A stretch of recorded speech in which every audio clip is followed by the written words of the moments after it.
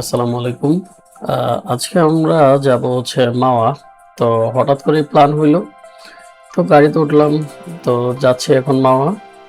তো কিছুক্ষণ পরেই আমাদের আরো কিছু বড় ভাই তারা উঠবেন। এখন আছি পোস্তখোলা ব্রিজের সামনে। তারপর রাস্তা দেখতে দেখতে পোস্তখোলা ব্রিজ পার হলাম। এই রাস্তাটা আমার সচরাচর খুবই ভালো লাগে আরকি। অন্যান্য রাস্তার মতো না, খুবই ক্লিয়ার থাকে। মানে মাইন্ড রিফ্রেশিং একটা রাস্তা। এই তো সুন্দর রাস্তা দেখতে দেখতে চলে আসলাম আমরা মাওয়া। বিশেষ করে এই রোডটা ভাই এত অস্থির। আর আসার পর তো সম্পূর্ণ সারপ্রাইজড আমি। মানে এর আগের বার যখন ছিলাম তখন বর্ষার মৌসুমে আসছিলাম, পুরো পানি ভরা ছিল। এবার অনেকটা চর যাচ্ছে এরকম আর কি। আর জায়গাটা জাস্ট দেখেন, খুবই সুন্দর, খুবই সুন্দর একটা সময় উপভোগ করছি। তারপর এখানে আমরা সন্ধ্যা পর্যন্ত ছিলাম, হাঁটাহাঁটি করলাম। সন্ধ্যার পরে চলে আসছি এই যে জায়গাটা আর কি, মাওয়া ঘাটে। এখানে বাচ্চাদের জন্য কিছু রাইড আছে, বড় মানুষদের জন্য এই রাইড আছে আর কি। রেস্টুরেন্ট আছে অনেকগুলা, ক্যাফে টাইপের, এখানে চা কফি সবকিছুই পাওয়া যায়।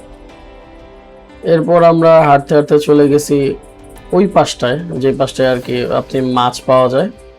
দেখলাম, আর ওয়েদার খুবই ভালো ছিল, বাতাস বইতেছে। এরপর মাছ দেখলাম, বড় পাঙাশ আর কি, লবস্টার ছিল, প্লাস আপনার ওই কাঁকড়া, তারপর আপনার সমুদ্রের অনেক মাছ ছিল। এরপর আমরা ইলিশ দেখাচ্ছিল ভাই এক দোকানে, স্বাদের ইলিশ দোকানটার নাম। ওই দোকানে উনি অনেকগুলা মাছ দেখাইছে, আসলে অনেক দাম চাই এখানে, আপনার বার্গেনিং করে নিতে হয়, এটা সবাই হয়তো জানেন। তারপর আমরা কিছু মাছ চুজ করি, তিনটার মতো। এই তিনটা 1500 টাকার মতো দাম নিছিল। তারপর কি কাটাকুটি করা হইলো। এখানে আমরা 9 জন গিয়েছিলাম আর কি।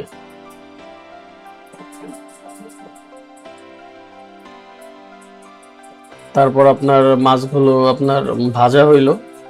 ভাজা হওয়ার পরে লেজ দিয়ে লেজ ভর্তা, বেগুন ভাজা নিয়েছিল আপনার, আমরা সবাই খাইনি আর কি।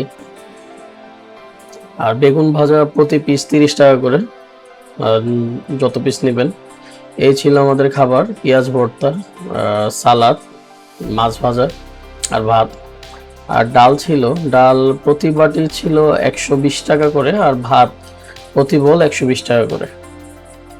মোটামুটি অ্যাভারেজ ছিল খাবার, অত হামুরি ভালো না আর কি।